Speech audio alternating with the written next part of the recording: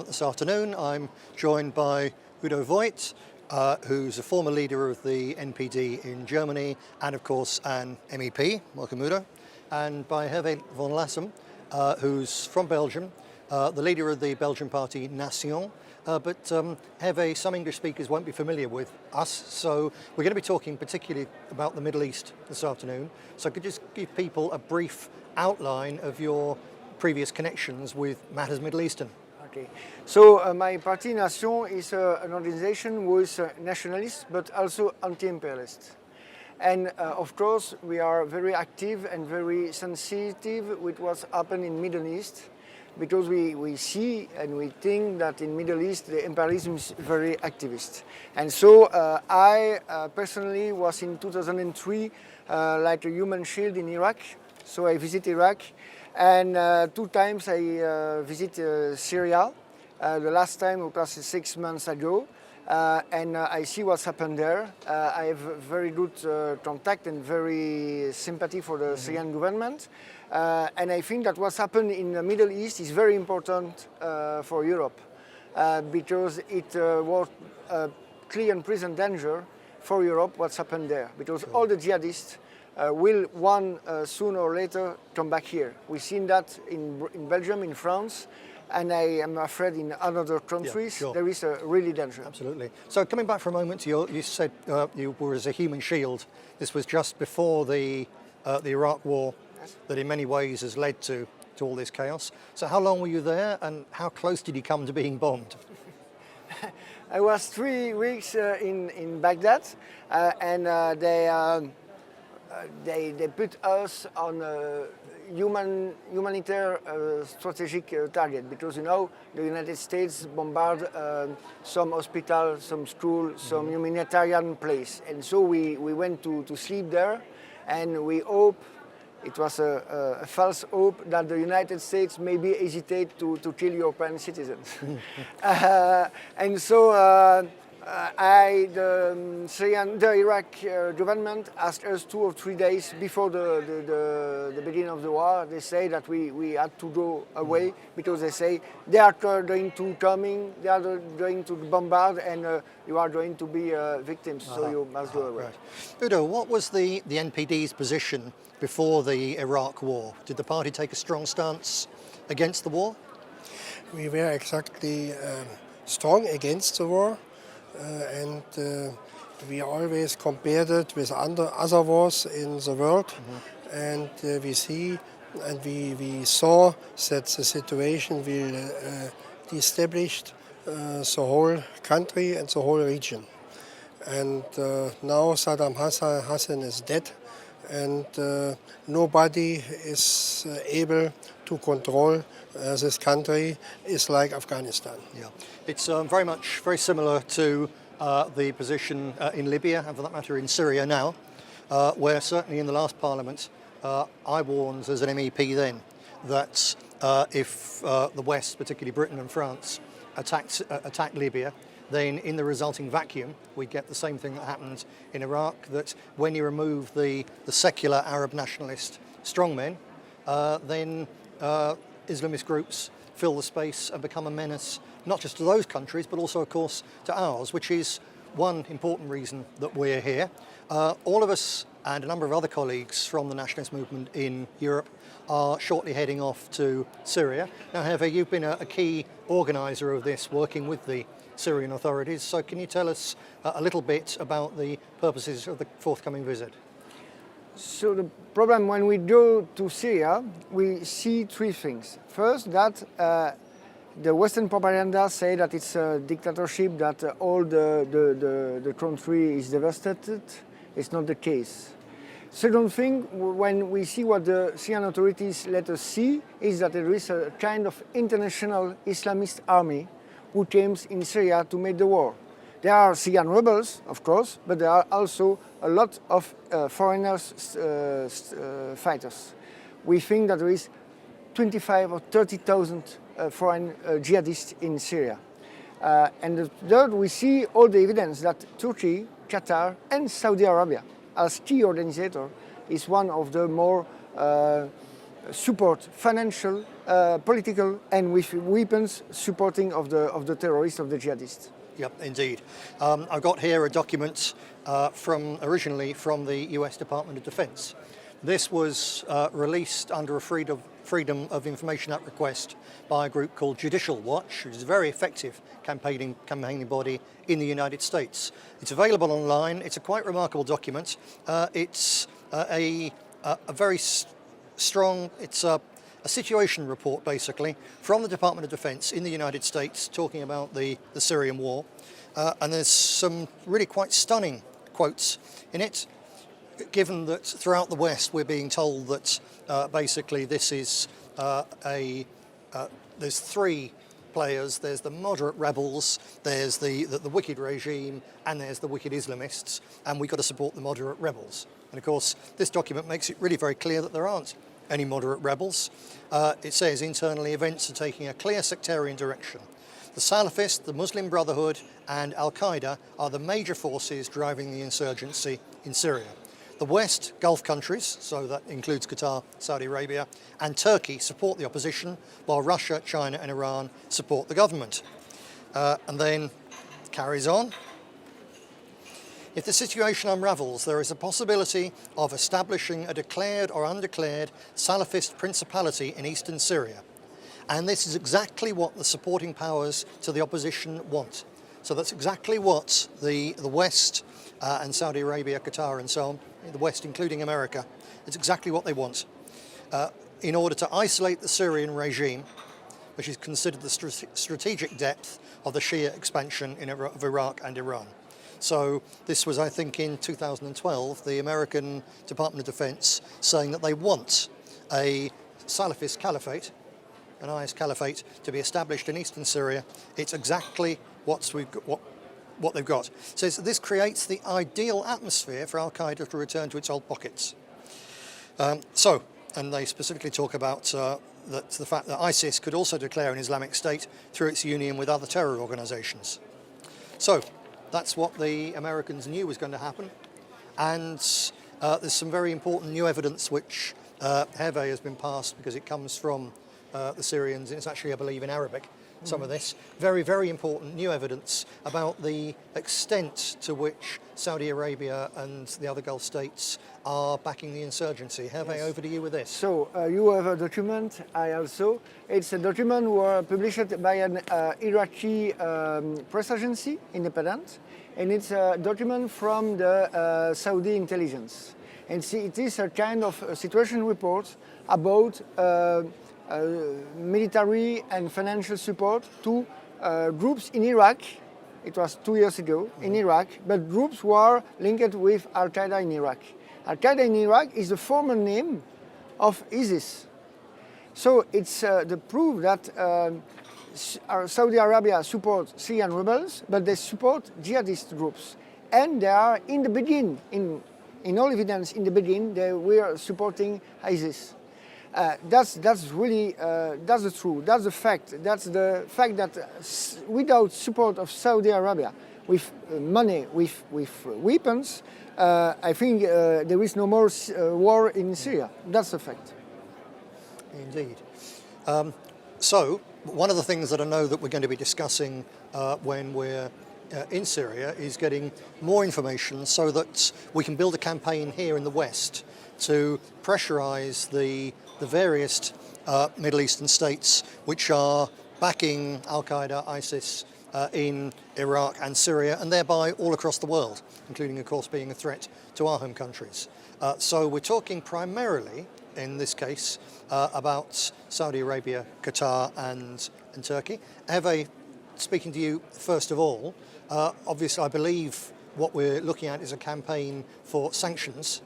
After all, sanctions are well established now in the West and particularly in Europe against Russia, when in fact there's no justifiable reasons for sanctions against Russia. They're clearly because Russia is not a danger to us at all.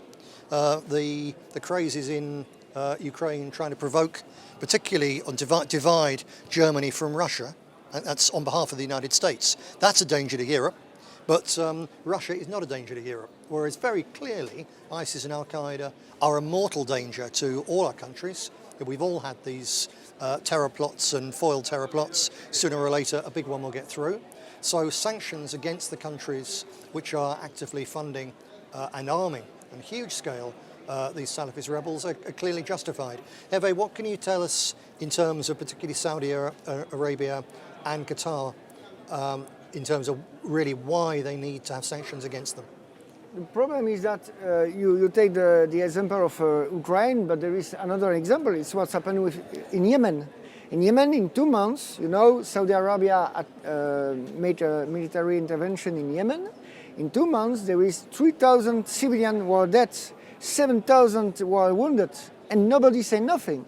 And why nobody said nothing? Because the Western countries have a financial link with Saudi Arabia, very important. With the USA was what we named the Quincy Agreement. In 1945, Franklin Roosevelt take an appointment with the King of Saudi Arabia that Saudi Arabia will always give oil to United States, and that United States will always covert and support the Saudi regime. Yep. With Western countries, in European countries, that the financial institutions are not completely, but in big part in the hand of the Saudi Arabia. There is also the fact that European Union buy for billions of dollars weapons to Saudi Arabia. Weapons who were used to kill civilians in Yemen and sometimes to help the Syrian rebels. Mm-hmm. Yes. That's the problem. So I think that we must punish the Saudi Arabia because Saudi Arabia is a terrorist state. If we if the European Union say that what's happening in Ukraine is not correct, what's happening in Yemen, what's happening in Syria is really not correct. Indeed, yeah, sure. Something you might like to look up online when you finish watching this, coming on to a bit more about Yemen, that if you look there, that Saudi Arabia, with the full backing of the United States in every way, shape and form, is busy bombing people in Yemen. They say they're bombing the Houthi rebels. And the Houthi rebels are the people who are fighting Al-Qaeda. So in one part of the Middle East, in Iraq and Syria, the Americans are busy bombing Al-Qaeda. And in another part, they're busy bombing the people who are fighting Al-Qaeda. Totally disjointed, either monstrously stupid, or in fact far worse than that. And when you go looking at everything that's available, freely available online, you find that the people running the United States are not monstrously stupid, but they are monstrously wicked. Now, one of their allies, Udo, of course, is Turkey, which is much closer to home. Close to home to Germans, of course, because I believe that Berlin is the second Turkish city. I think Nuremberg or Munich is the third Turkish city. Yes, I read somewhere once, so absolutely enormous. What do you think, Udo, could be done just before that? Another piece of information that came out really very recently in a court case in Turkey was all the evidence about 3 lorries which were stopped laden with arms heading for Islamist Syrian rebels, and they were allowed to pass clearly on the orders of the top level government in Turkey. And of course those are the only 3 lorries which were stopped. There have been hundreds upon hundreds going through and arming the Syrian rebels and helping them in every way, shape and form. So Turkey is very much involved in creating this Islamist mayhem in Iraq and Syria, which everyone naturally is very worried about. Udo, what do you think can be done to pressure Turkey to stop this? I think first of all we have to notice that Turkey is one of the main supporters of Daesh troops in Syria, and everybody every week in the European Parliament we talk about what to do with foreign fighters, and the answer is or the discussion is they cannot come back to their home countries, or we have to talk with them or something else. But I think the world and Europe has to recognize that 2,000 of foreign fighters came across the border from Turkey to Syria to fight against Syria.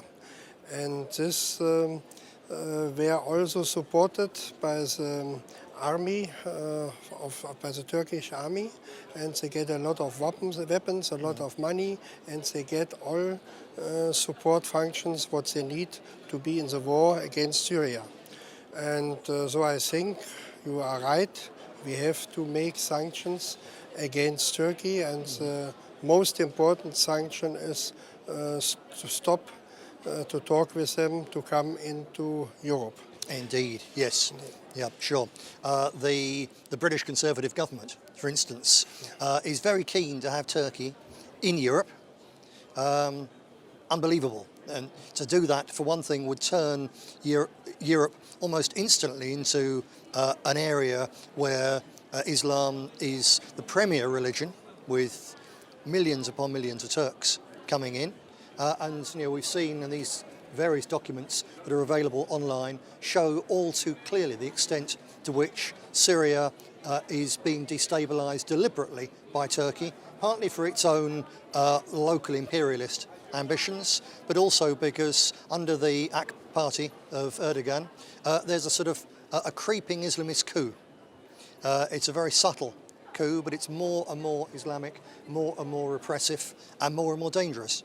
And yes, if Europe were to turn around and say, well, if you insist on doing that, you do that. But there's no possibility of an Islamist Turkey which backs violent Islamist terrorism entering the European Union. It's what should be done.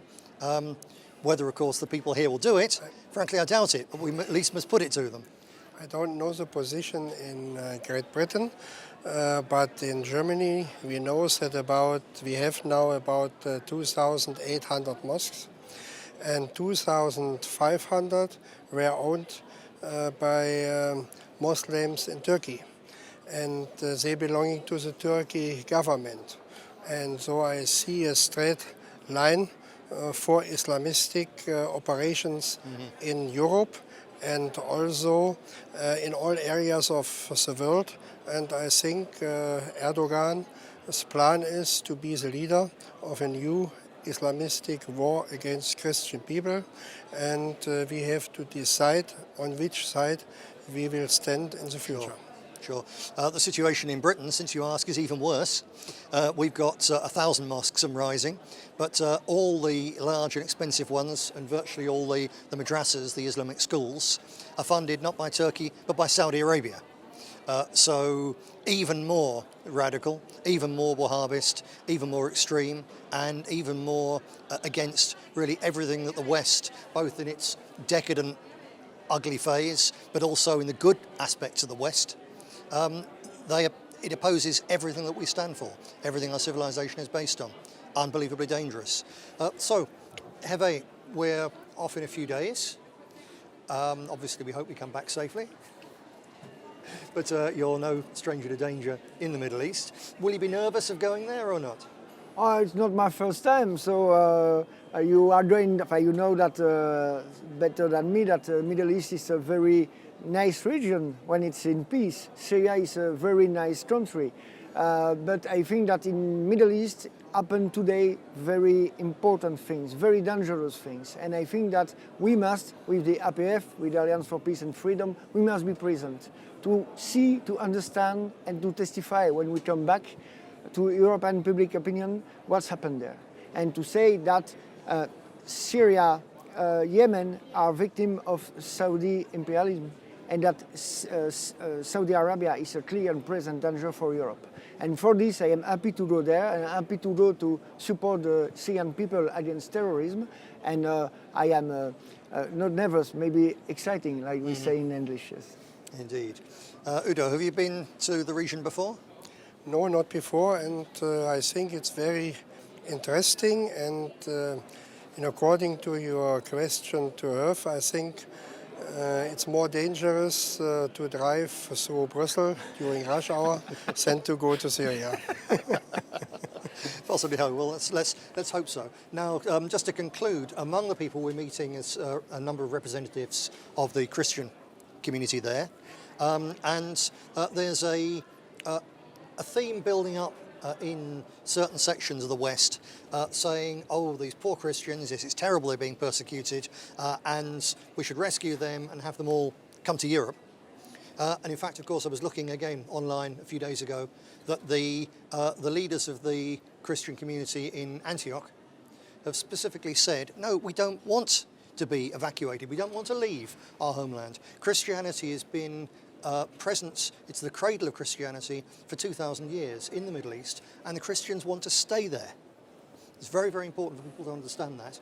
And also that while, as Christians and as Europeans, obviously in some ways sentimentally, we're most interested in the Christians there, it's also really important that people understand that the main victims of ISIS, or Daesh as they're more properly called, of course, are other Muslims, and that the people who are fighting like lions to protect our Christian brethren in the Middle East, in Syria and Turkey and Lebanon and so on, are primarily Muslims, particularly Hezbollah. So the Shia Muslims and the genuinely moderate Sunnis who make up, I believe still, the majority of the Syrian army, they're also fighting on behalf of Christians. This is not a clash between Christendom and Islam. This is a clash between the neocons and the Zionists and the American corporations and their European lackeys such as Merkel and Cameron, and an extreme, basically heretical form of Islam, which unfortunately by one of God or nature's greatest or worst jests happens to have sat on so much oil that they become a power which can buy the West and encourage Western politicians to sit back and do the most terrible things, allow them to do the most terrible things and say nothing about it because money is very powerful.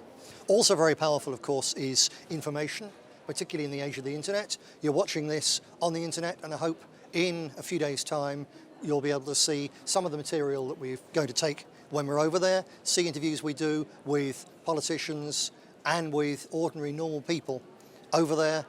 Do make sure you come and watch that. In the meantime, thanks to Herve, thank you, Udo, and thank you for watching. Thank you for coming to Brussels. Thank you. Thank you.